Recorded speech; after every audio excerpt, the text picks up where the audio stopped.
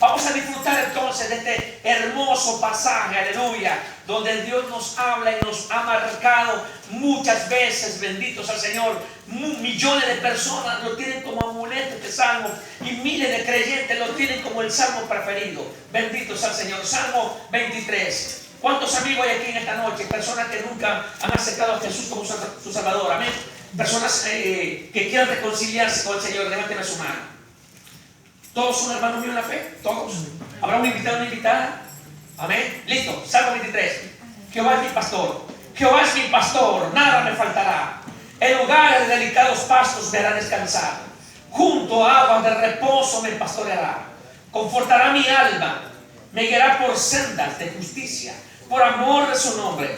Aunque ande en valles de sombra y de muerte, no temeré mal alguno, porque tú estarás conmigo. Tu vara y tu cayado me infundirán aliento. Aderezas mesas delante de mí, en presencia de mis angustiadores. Unges mi cabeza con aceite. Mi copa está rebosando. Ciertamente el bien y la misericordia me seguirán todos los días de mi vida. Y en la casa de Jehová moraré por largos días. Gloria a Dios. Benditos al Señor. ¿Cuánto están confiados en Dios? Dile a su hermano que está a su lado. ¿Estás confiado en Dios? Amén. Vamos, dígase otra vez. Amén. Pero dígase con seguridad. Está confiado en Dios, confiado en Dios. Santo al Señor. ¿Sabe? Cuando su confianza y mi confianza es firme en ese Dios maravilloso, amén, pueden pasar todas las cosas como las que estamos viviendo en el mundo entero, amén. Pueden pasar eso y muchas cosas más. Pero si usted y yo estamos firmes confiando en Dios, la tormenta tiene que pasar sin habernos ahogado. Amén. La tormenta tendrá que pasar sin habernos ahogado. Benditos al Señor. Oh, gloria sea a Cristo Jesús. Santos al Señor. Cuando leemos este salmo, nos encontramos con David. David es un experto. David, experto en pastorear ovejas. Él sabía muy bien las condiciones de las ovejas. Él conocía las condiciones, el terreno. Él sabía cómo pastorear ovejas. Él sabía que todas sus ovejas estaban sin ningún problema. Y David, para pastorear a sus ovejas, se subía a un llano, a una altura, a una elevación más o menos, y observaba todo el movimiento de sus ovejas. Allí David se sentaba y controlaba todo movimiento extraños que pasase en el redil donde David, el joven David, pastoreaba las ovejas.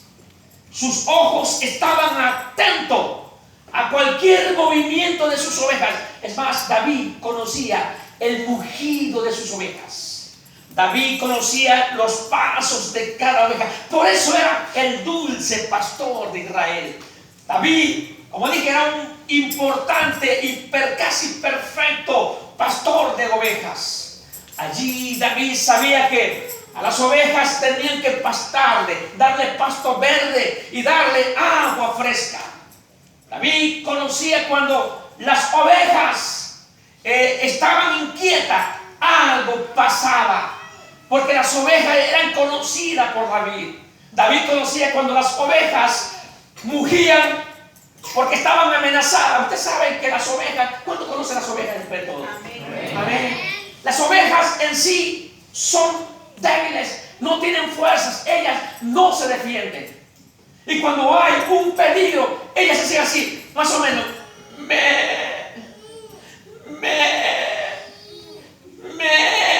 David conocía entonces cuando sus ovejas estaban inquietas y empezaban a gemir o a mugir de esa manera. David sabía que sus ovejas estaban inquietas, que un peligro se cernía. Entonces David se levantaba donde se encontraban y David cargaba siempre un morral.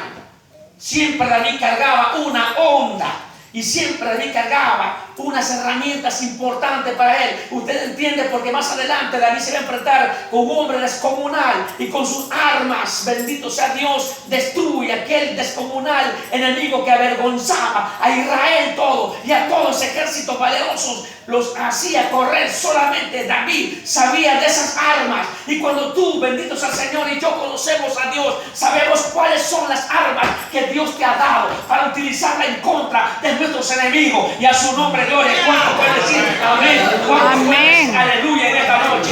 Bendito sea el Señor. Así que David agarraba de su morral algunas piedras y agarraba una onda y lanzaba con perfecta puntería y hacía ahuyentar a los lobos. Es más, David testifica cuando este gigante Goliat va y avergüenza durante 28 días al pueblo de Israel. David le dice al rey Saúl: mira, Saúl, cuando yo cuidaba las ovejas de mi padre, yo me bajaba del lugar donde me encontraba y yo peleaba con los osos. Y me imagino que el rey Saúl, un hombre casi de 2 metros de altura, observaba a David que más o menos 1,68 metros de altura. Este muchacho parece que está loco, pero no, sus ojos son inquietos, sus ojos miran con seguridad. Este muchacho no está loco. Y David seguía: mira, rey. Es más, cuando aparecían los leones, yo me enfrentaba con los leones. Y tú sabes, los leones lo hemos visto en circos, en las películas, o los zoológicos, enormes leones. Y David se enfrentaba con qué leones y se paraba firme y no temblaba. Y David estaba con sus ojos puestos, penetrantes, amén, como que estaba cobardando a los osos y a los leones. Y David se enfrentaba y con sus manos, aquel muchacho posiblemente para todo Israel frágil, posiblemente para todos los hermanos de David frágil, David agarraba con sus manos, con su fuerza descomunal que venía de parte de Dios, y trituraba la quijada de los osos y de los leones, y ninguna cicatriz posiblemente David tuvo, porque el que estaba peleando con David se llama el Dios, el grande de Israel, el grande del mundo entero. Santo es el Señor. Gloria a Dios. Amén, amén. Y David está allí. Ha cuidado a sus ovejas por mucho tiempo. Y pasa el tiempo y David es ungido por rey de Israel. Va el anciano Samuel y lo unge como rey a David. Después de unos 12 años, David se convierte en rey de Israel, pero durante ese proceso, el rey Saúl, desechado por Dios, persigue a David para matarlo. ¿Y cuántos han leído la historia de David? David, perseguido por el celoso rey, porque una vez que David ha destruido a Goliat y a los filisteos, el corazón de Saúl se vuelve loco de celo, porque la gente de Israel contaba: Saúl mató a 1000, mas David mató a 10,000. Y eso hacía que el gigantón, el grandulón del rey Saúl, desechado por Dios, empezaba a tener celo y procuraba matarlo a David. Y David, en cierta ocasión, se siente apremiado por el rey Saúl. Se había escapado algunas veces de a Saúl, pero en esta ocasión Saúl lo había acorralado. Y ahí encontramos el Salmo 23. David está acorralado por Saúl. David no sabe qué hacer. Ha llegado un momento duro en la vida de David. Ha llegado, estamos viviendo un momento de dificultades. Posiblemente aquí no, porque es una gran nación bendecida por Dios. Pero nuestras naciones, donde todo está desbaratado, en Centroamérica por los ciclones, en Sudamérica por la pobreza, por la corrupción, el mundo, estamos viviendo en un momento grave. Y dentro de este momento de gravedad, por la inmoralidad, por el pecado, por la pobreza, por la enfermedad o las enfermedades, está la iglesia de Jesucristo azotada con un viento recio, viento que amenaza romper los huesos de cada miembro que componemos el cuerpo de Jesucristo. Y David se encuentra en un momento, en un estado de agonía. Saúl ordena asesinarlo a David y David está acorralado. David empieza a angustiarse de una forma terrible. Todo es sombrío por David. De paso, una sombra de oscuridad asola o arrincona a David.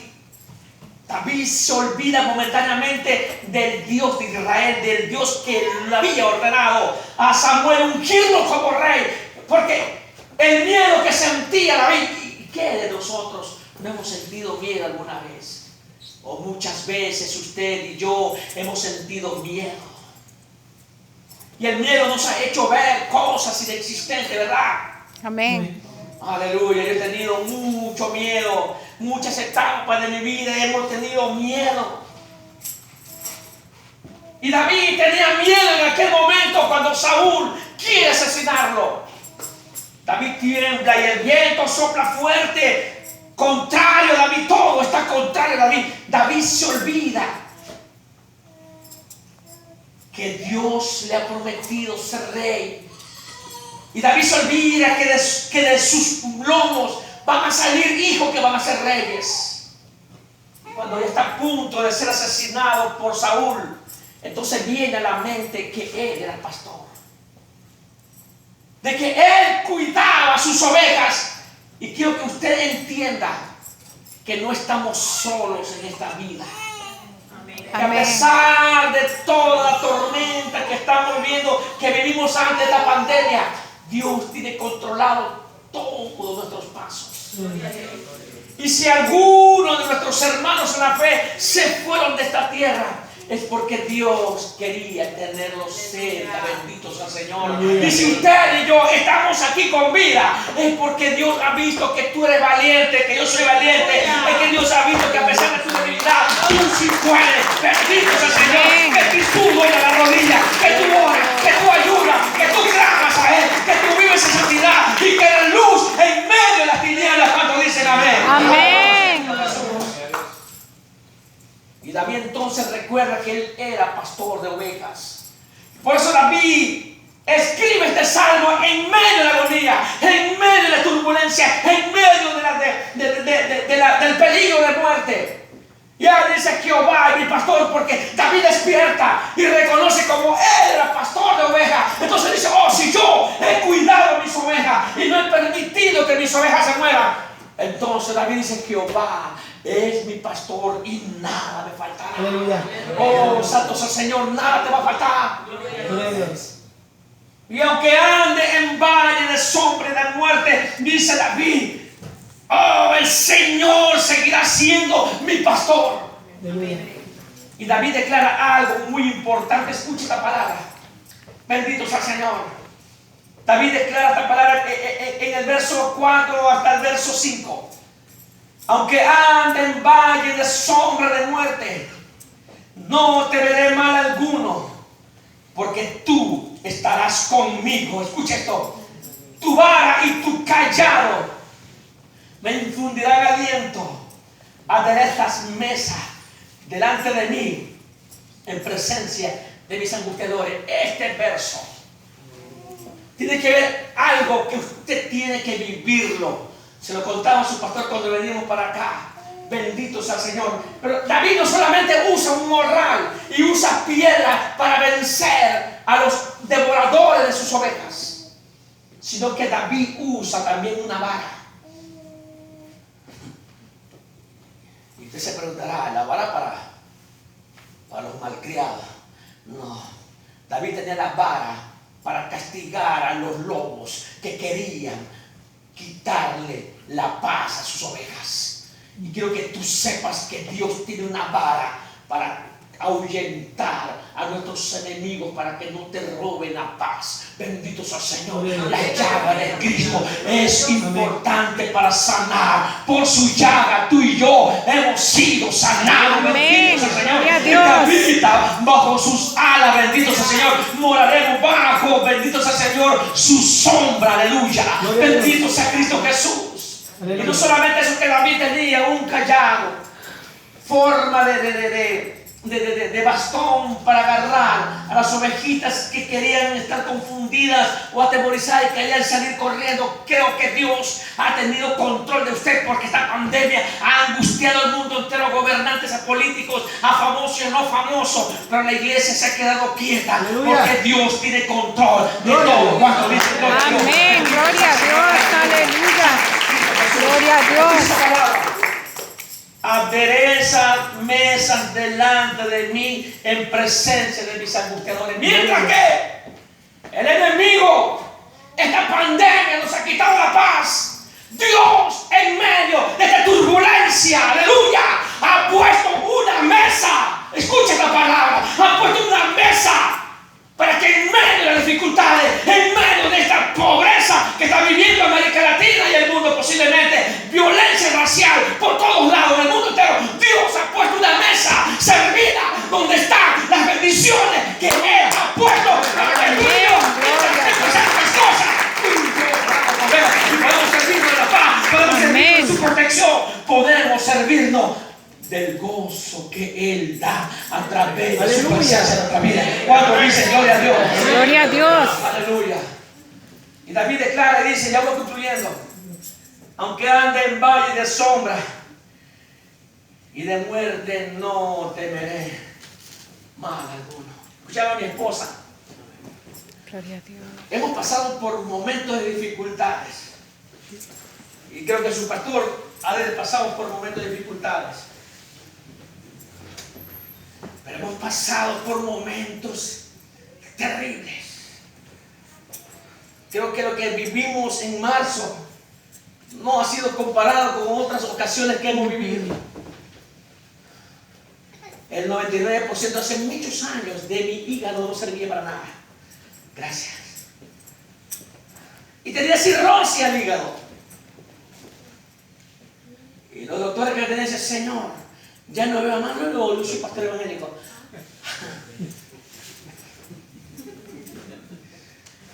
Pero esa enfermedad me dio fue cuando estaba ministrando un grupo de pandilleros y de chicas brujas que se dedicaban a la prostitución y fueron liberadas. Y sentí la opresión del diablo, y el diablo puso sus manos en mi hígado. Después, años después, tenía problemas con el hígado y era verde. Pero Dios me sanó. Gloria a Dios. Luego me dio en el 2012, 5 de mayo de 2012 a las 5 de la tarde, un severo infarto cardíaco. 2080, sí me decía un cardiólogo acá, y dice, este tipo está loco. ¿Cómo la ve? 2080 descarga eléctrica de mi corazón, se partió. Y se destruyó la arteria principal de mi corazón. Y Dios me sanó. Gloria a Dios. Gloria a Dios. Que cuando me voy a hacer chequear siempre donde los médicos, me dicen, usted nunca ha tenido nada que tenemos arriba. Gloria a Dios. Amén. Amén. Amén. Hubo un accidente de tránsito de años atrás, un carro viejo que andábamos haciendo la obra misionera. Y mis hijos estaban pequeños y el carro se me van los frenos y chocamos con un árbol y caímos en un abismo y nos dimos 3 vueltas de campana. Mi rostro se le figuró de verdad así, me figuraba todo por acá. La nariz quebrada y quedé aprisionado con los hierros del carro y mi esposa debajo del carro. Finalmente me operaron, pero aquí estamos. Bendito sea el Señor. Gloria a Dios. Pero lo que nos pasó ahora, el 27 de marzo, cuando se hablaba de la pandemia y que nuestros amigos de la China se estaban muriendo, y luego esa enfermedad empezó a pegar fuerte en Europa, y yo decía, nunca va a venir por acá. Y finalmente Ecuador fue el primer país de América Latina que recibió la pandemia, y todos los conciudadanos ecuatorianos, los que quedaban infectados, otros quedaban muertos en las calles, igual que en Europa. Creo que ustedes vieron las noticias, fue real. La gente quemaban a los cadáveres porque decían la Organización Mundial de la Salud que esos muertos despedían infección y la gente asustada y le perdían candela. Pero nosotros estábamos hospitalizados y me dio rabia porque la iglesia estaba todo vendada, estaba llorando y ofrecían de todo, menos la solución, menos la oración, menos la confianza en Dios. Aleluya. Y yo ya estaba infectado con el coronavirus. Yo no podía respirar, pero me dio rabia, sí. Y convoqué a los pastores, llamé a los pastores de diferentes provincias. El Ecuador tiene 24 provincias.